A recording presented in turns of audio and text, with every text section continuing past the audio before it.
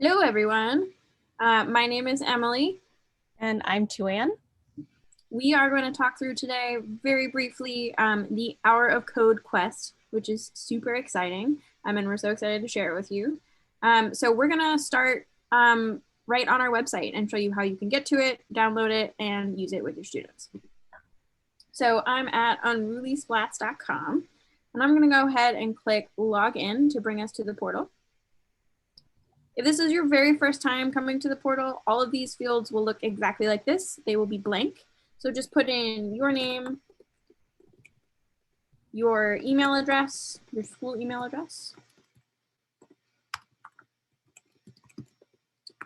I'm at Unruly School.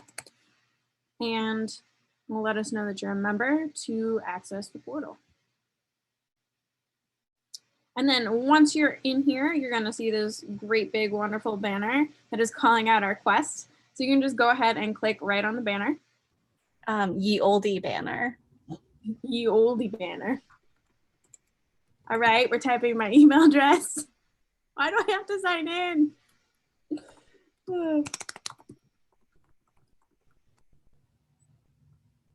That's my email address. Her password is just her whole name. 1, 2, 3, 4. All right, and this brings you to this lovely page. Do you want to really quickly talk through this, Anne? Yes, so if you had to just sort of understand what the Unruly Quest is in one page, this is it. So it's 1 hour, give or take, and one quest, but broken up into 5 smaller mini quests. And it's for our Hour of Code celebration. We wanted kids to have fun. We wanted to break things apart step by step. And we wanted to have lots of like fun celebratory prizes since we can't be together.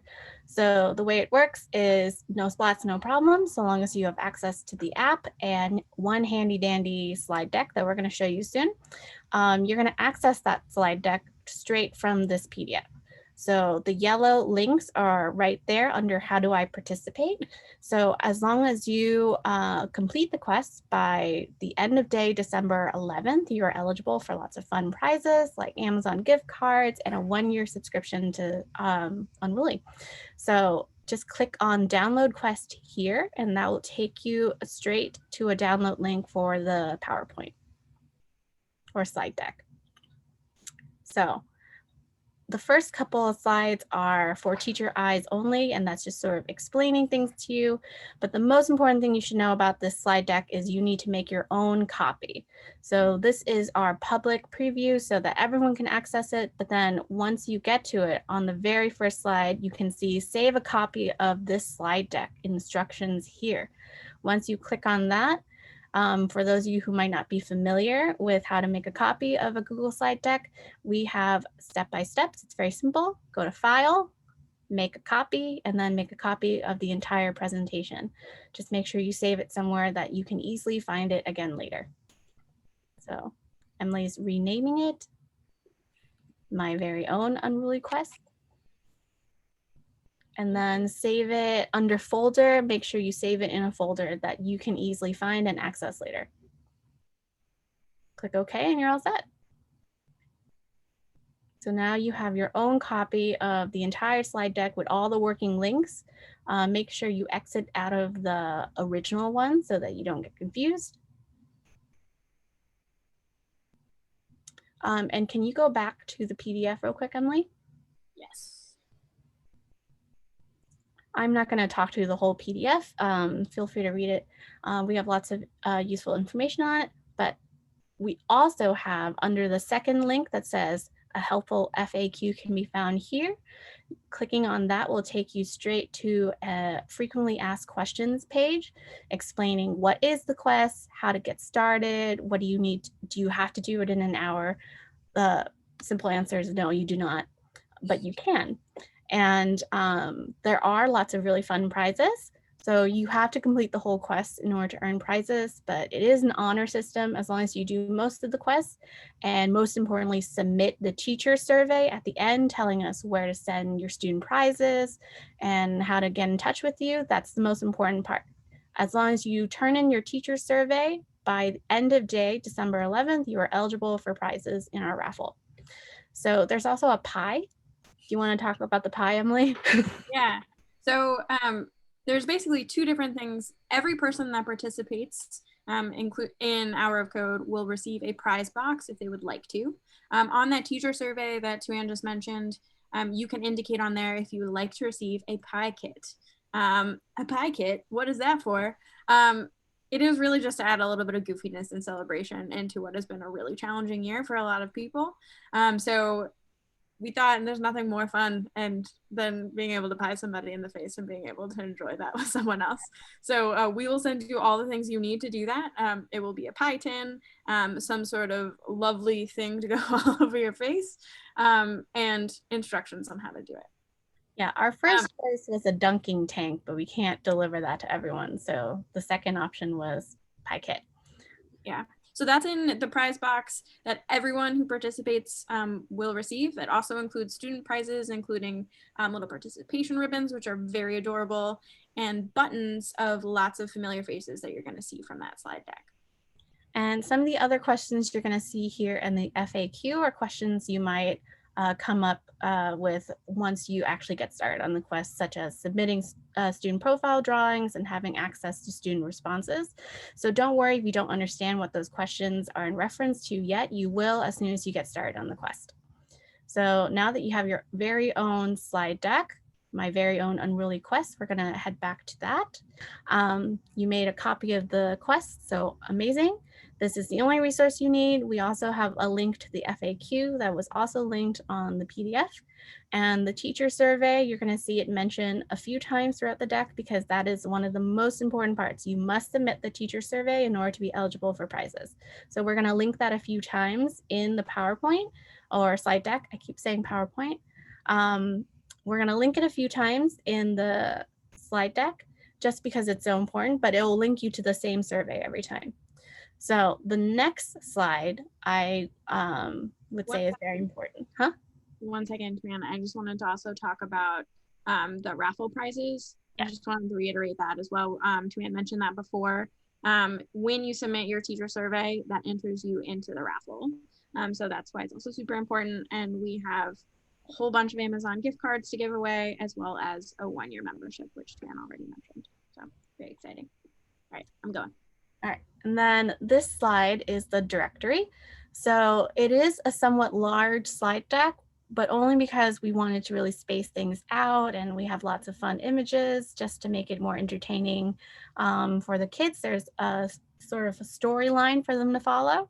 So this directory is, it has important links such as how to make a copy of the deck, the FAQ, the student worksheet that students will do in Quest 5, as well as the teacher survey that you, the educator, will fill out at the end of the quest. And then on the second panel, it's the actual quest itself. We have the introduction to teachers, which is what you're seeing now. And then we have the introduction for students.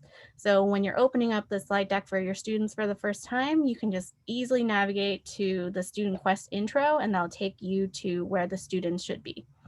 And then you see the house in the corner. If you click on the house, that'll take you back to the directory every time. And when I'm in presentation mode, it'll do it automatically. When you're in presentation mode, you don't have to worry about like double clicking on the link. It should just do it automatically, just like right there. So it directs you directly to quest number 1, 2, 3, 4, and 5. This is in case you've decided to break the quest apart into several days rather than doing it all in one sitting. So technically, Computer Science Week goes through the 13th. It does. Full 7 days if you wanted it. So just to clarify, the quest, we made it short and sweet and simple, and you could do it in an hour, especially if your kids are very familiar with Splats. If they're brand new to Splats and they're making their usernames for the first time, that's totally okay. You might want to space it out over different periods or different days, and the directory will make it really easy for you to go right back to where you left off. So we're going to head over to the next slide.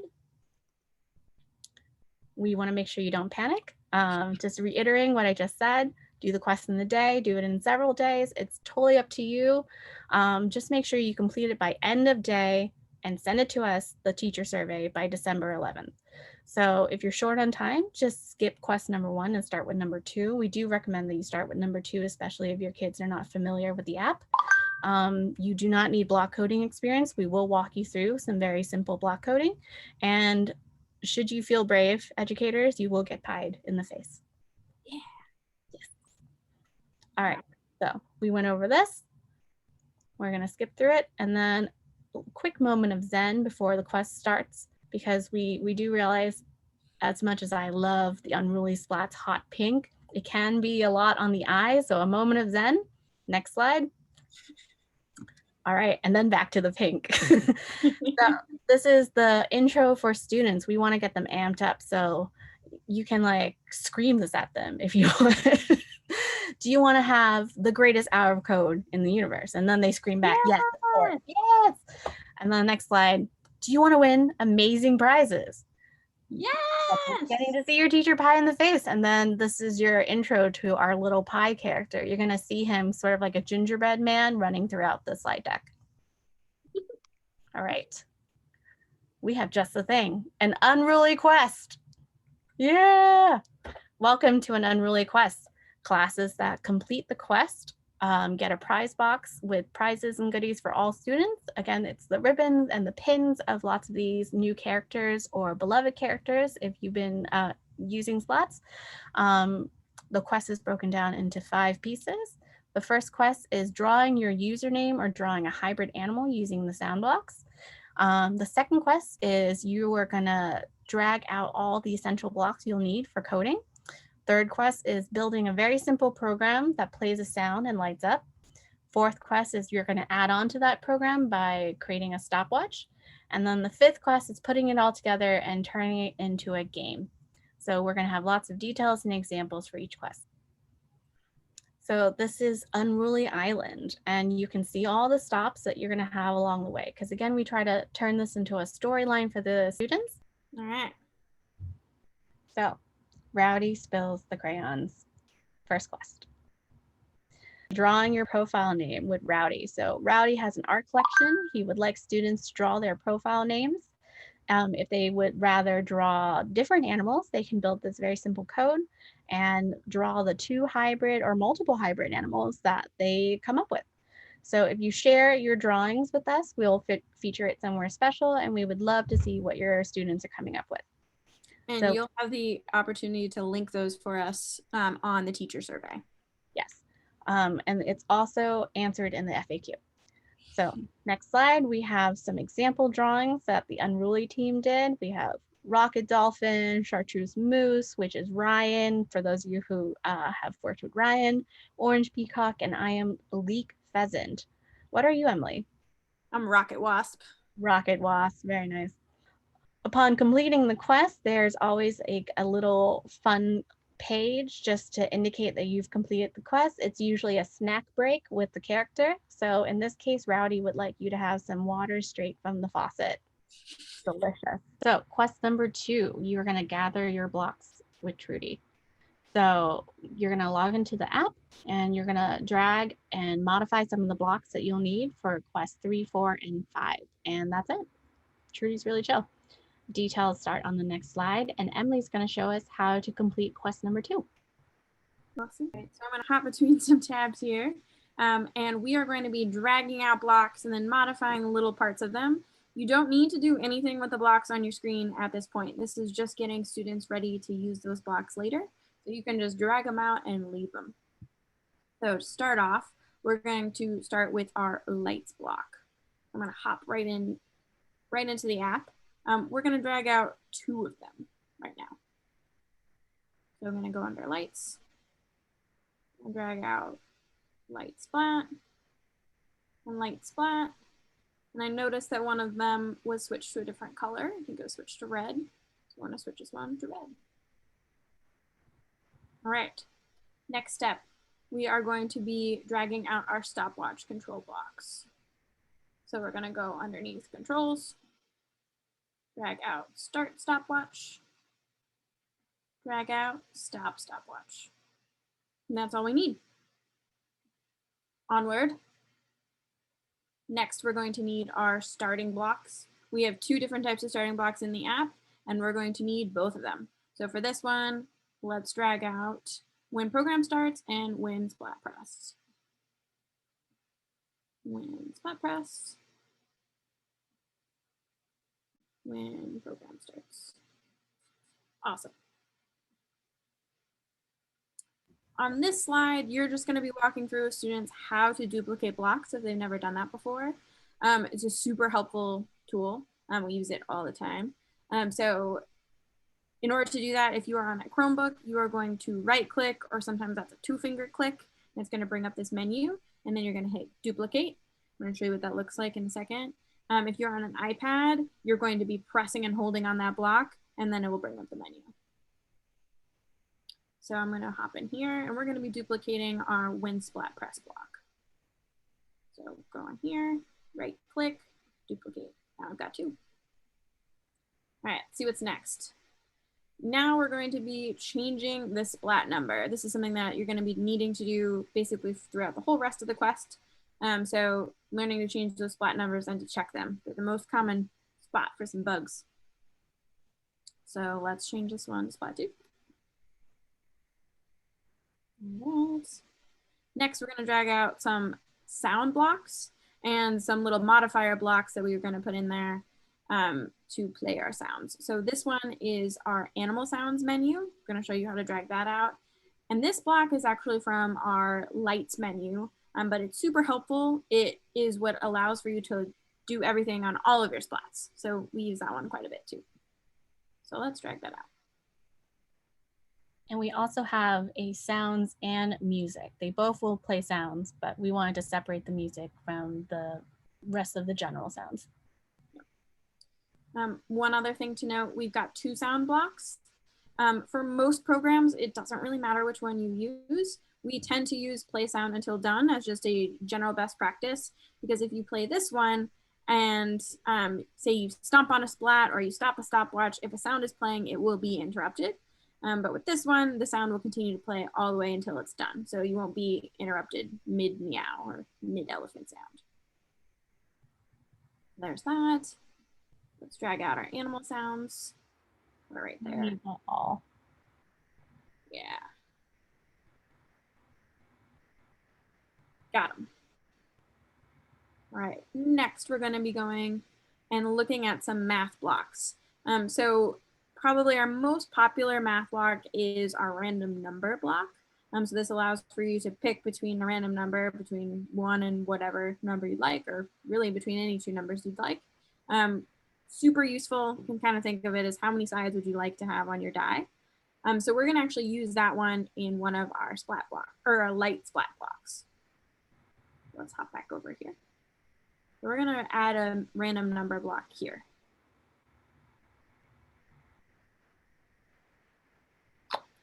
You'll notice that this automatically fills with 14. The reason why it fills with 14 is because there are 14 LEDs inside your splats. So oftentimes we'll use this random number block if you want to like do some sort of little animation on your LEDs. In this case, we are probably going to be using it to be picking between 6 splats. So that's why we got it as a 6. All right. Next thing we're going to be doing is dragging out our repeat block. This is also a super popular block. It saves you so much time. So we're going to go into controls and then find our repeat. Sorry, down here. And what number did we have on that? We had 12. Just practicing changing those numbers. All right, now we're going to go to step 9. So these little bitty blocks on here are actually very useful blocks whenever it comes down to creating a game, which your students are going to be doing in quest number 5. So I'm going to really briefly talk through these and then show you how to find them in the app. So these blocks here are from our sensing block category. You can use these whenever you're trying to sense maybe if a splat in this case is a particular color in order to either stop a stopwatch, give a point, or do anything else. So really useful, those sensing blocks, because it allows for you to check, which is what we're doing down here, to see if something is what we want. So we're checking the color, And we're going to be using this conditional statement block. It's an if-do block to use that check. And then we're going to be using this math block, which sounds really fancy, but it really is just, you can drop down this equals block and see like if our splat color equals green, then we can do something else. So those are super useful. You can also not have this be an equal sign. So you can change it to be a less than sign, less than or equal to, greater than or equal to, not equal to, lots of options. And then this block right here is just a random block. This is for lights. So we can light up our sound or our splats or random color. Ooh, all right, let's try this out. If do. If do. All. One second. I'm going to modify my if do block. When you drag out an if do block, it will automatically have else on the bottom. You can leave that else as like a little dangly else if you'd like to. If you don't want it, you can just click on this gear and then it will remove it. You can then add them back and add as many else's as you'd like. But we're not going to do that.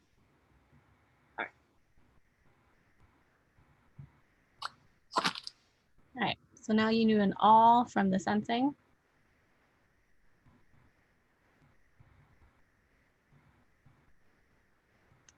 You need a math block, the comparison one. And there's one more. Well, let me check. Random number or random color. Yeah. Random, yeah, and splat color under sensing. Okay. So this one is actually underneath green. We'll need to change that to random. And then black color. So like I was rambling through before, you can have your program check all sorts of different things. But we're going to be using color in our example later on, so we'll use that one. Yeah, you can kind of think of this activity as like a little scavenger hunt for your students if they don't have a ton of experience interacting with the app. Awesome. So hopping back into our slide deck right here, when you're done, all of your students should have a whole bunch of different blocks all across their coding screen. They'll look just like this. We're going to be using these in the next parts in quests 3 and 4 and 5. So you've got everything that you need out on your screen. And if you need to return to this activity at a later time, you can save it and then just load it up again when you're ready to start on quest number 3. That's a great point. Man, I didn't save my program. Gotta save. You never know when there's going to be a fire drill or you need a nap or you're hungry, bathroom break, 20-minute bathroom break. All right, I'm going to click save. And then just in case, that fire drill might happen, I'm going to go underneath projects and I'm going to sync to the game locker. This means that if I log back into my profile on a different Chromebook, I'll be good to go. Yep, and you saw that the light went from yellow to green. That means it's all done. All right. So saving it, which we just showed you, and then sync it up, which we just showed you. And then you're all set. Success. You did it. Enjoy this delicious bowl of grass, which is what wombats love to eat. And then they poop out squares. They do. My favorite animal fact. All right, quest 3. Candy corn makes a weird sound. All right, quest 3, lights and sounds. So this character, Candy Corn, loves anything that lights up and makes noises. So they need your students to do the following. Create a program that lights up a splat or splats and makes a sound or sounds. It can be any color lights, any number of lights, any sound or sounds. And you're going to be using some, but not all, of the blocks that Trudy had you prepare in the last quest. So in case you are very short on time and you decide to skip quest number 2, the next slide will show you all the blocks you'll need for this activity. So these are all the blocks that we dragged out onto our screen, and students will use some, but not all of them, to complete quest number 3. Joanne, would you like me to show what I would do for this particular quest? Oh, yes, please. All right, let's hop back into our coding screen. So we just need our, coming back to the slide, we just need to have our splat light up and make a sound. So when I'm gonna do this, I'm always gonna look at my starting blocks because I'm gonna need one of those. Otherwise my computer's not gonna see my code. So let's start off with our light splat, or when splat press block. I'm gonna drag up my light splat block. It's also with a 1. I like the random one, so I'm gonna change it to random. And I'm gonna snap in my sound block. Animal sounds, my favorite. And I'm gonna go with the cat. So now when I press on splat 1, it should light up a random color and meow every time I press on it.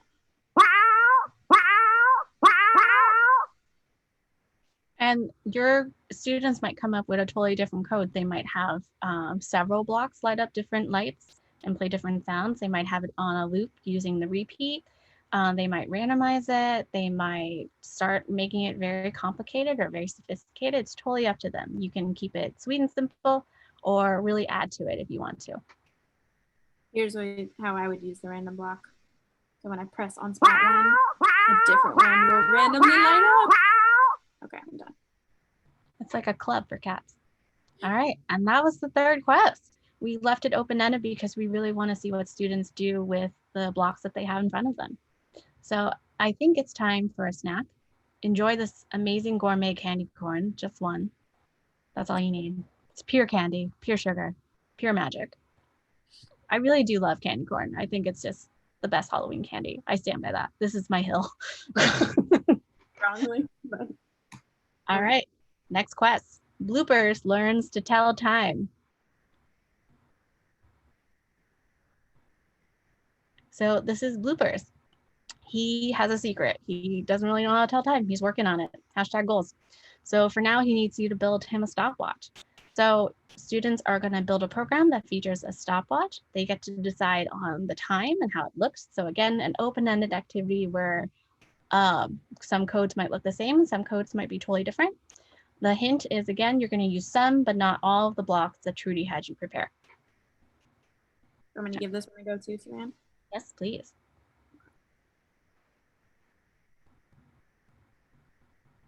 So I just need to feature my stopwatch. So I'm actually going to build off of what I had before. And when spot 1 is pressed, right when it's pressed, I want the first thing to happen to be to start the stopwatch. And then I'm going to take out this random. I don't really need it. And then whenever spot 2 is pressed, I'm going to stop it. Can you set it to the appropriate amount of time a student should take in the bathroom? Because when I taught 3rd grade, sometimes they thought that meant 15 minutes. One time it was an extraordinary 30 minutes. So I want to do that. Oh, that student had all kinds of things going on. They like to make bubbles. They like all kinds of stuff. So to have a bathroom timer, I would actually need our countdown block from our control panel. Very similar to the stopwatch, it still is going to be controlling this clock in the top left corner, but instead it's going to run something from a set amount of time down, whereas our stopwatch is going to be counting up. Yeah, I used to have students like do a stopwatch to see how long they were taking in the bathroom so I could show them a chart by the end of the week. Yep. All right, so let me test out my code. So when spot 1 is pressed, I should start a stopwatch, light up spot 1 random colors, and play the cat sound. And then when I press on spot 2, my stopwatch will stop. Okay. It worked. I want a little bit of feedback though for pressing on my splat. So what I'm going to do is I'm going to use that duplicate tool that I learned just before. And I'm going to change it to splat 2. And I think we should show them, like, students should feel free to use other blocks as well. They don't necessarily have to use only the blocks on their screen. It's suggested for students who are new to the app. But if you wanted to play like a different sound, like a sports sound or a musical note, that's definitely an option for students as well who are more familiar and comfortable with the app. I'm gonna put in a vehicle sound, and it's gonna be a train. Nice.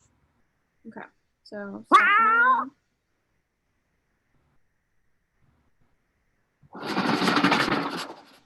that's a good train sound. it is. Yeah. Sound. All right. So again, the codes might look very different depending on your student. And that was quest number 4. I'm actually I didn't do a good job of saving for quest number 3. So I'm going to save this for quest number 4.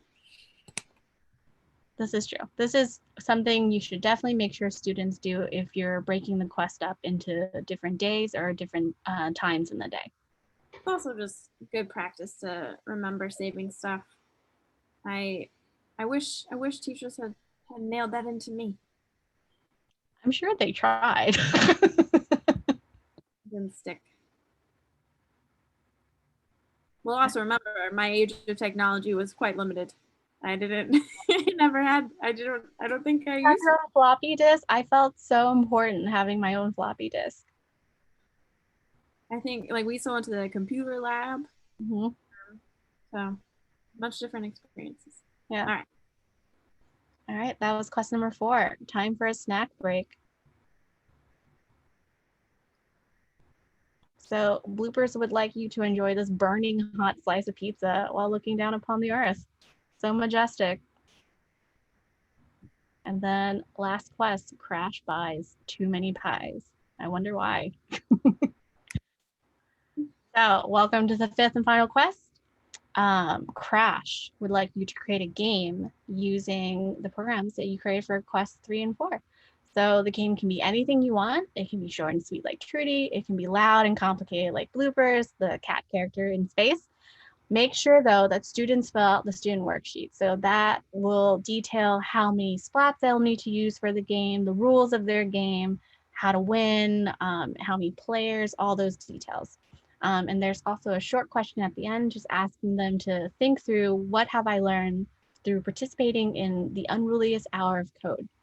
Speaking of which, please make sure that if you are taking these fun videos and photos that if you have a Twitter, please tweet us at unruly_studios, #hour-of-code, #unrulyquest.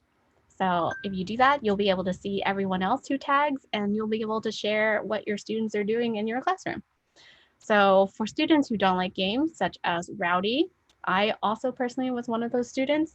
What you can do instead is think of a way to use the programs to complete an everyday classroom activity, like submitting an answer in math. So maybe it's a game show style where you're all playing a math game together and then students have to hit a splat. So in a way, it is a game, but it's also fulfilling like an everyday classroom function. So example on the next slide.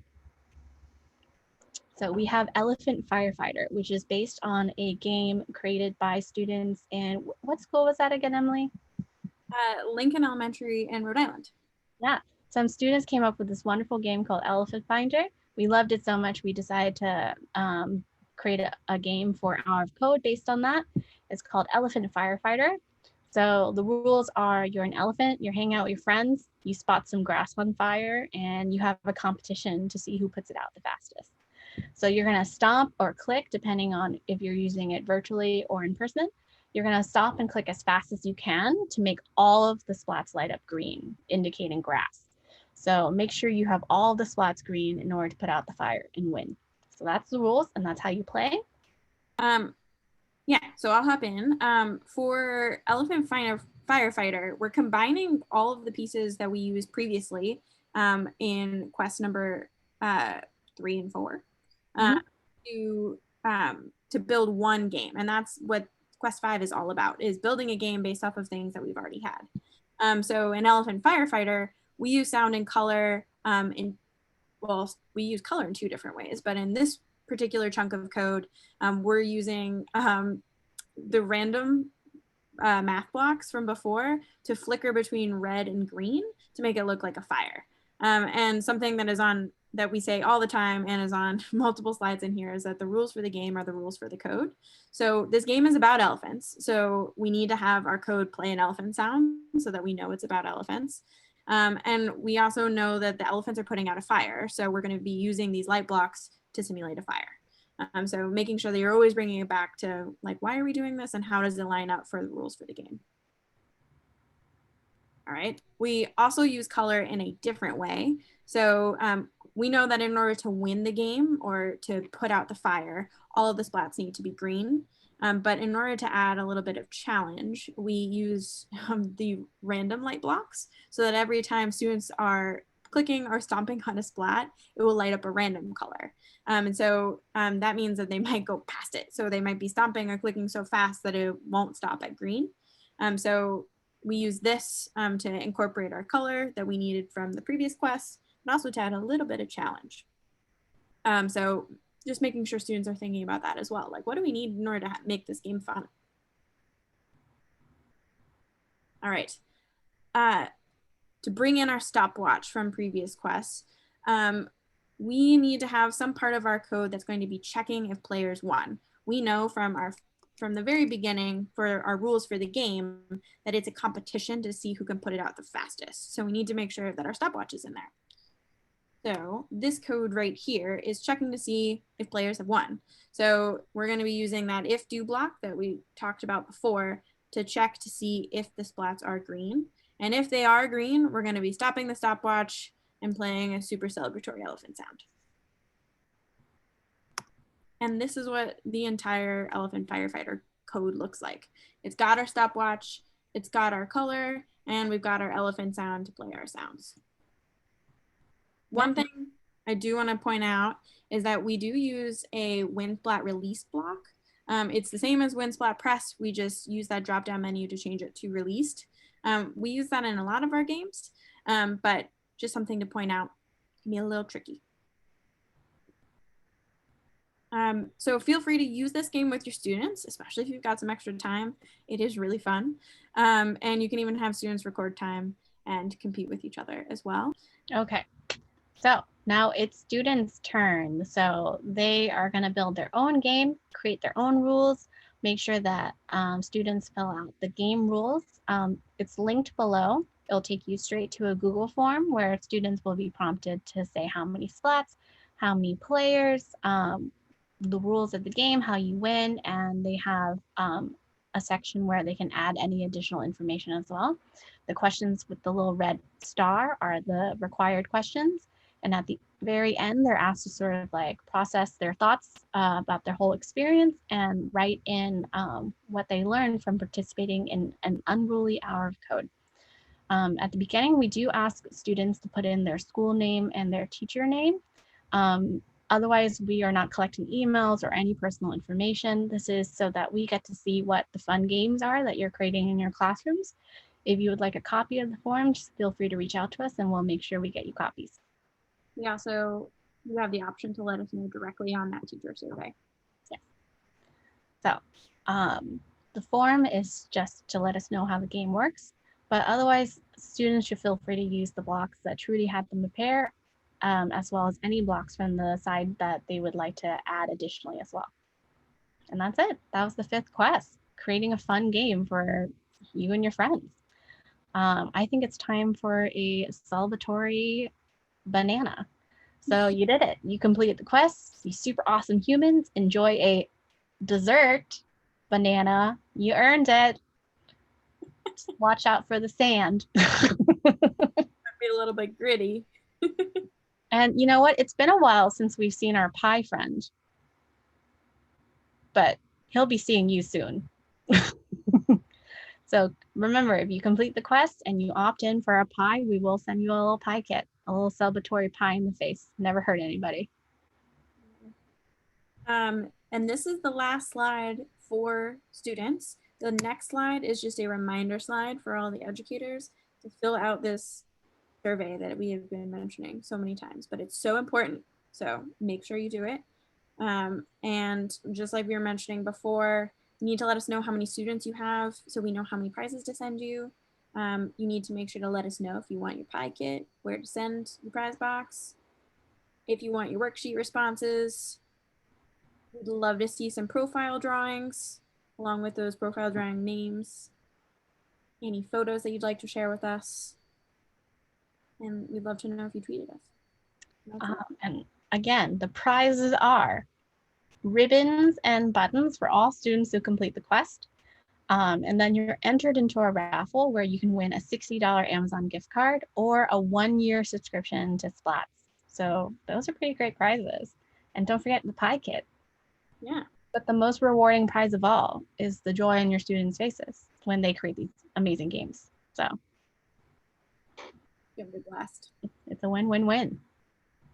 All right, we hope you participate in the Unruliest Hour of Code. Remember to tweet us at unruly_studios, #hour of code, #unrulyquest. Thanks for coming. Thanks for watching this video and hanging out with us. We'll see you later, Questers.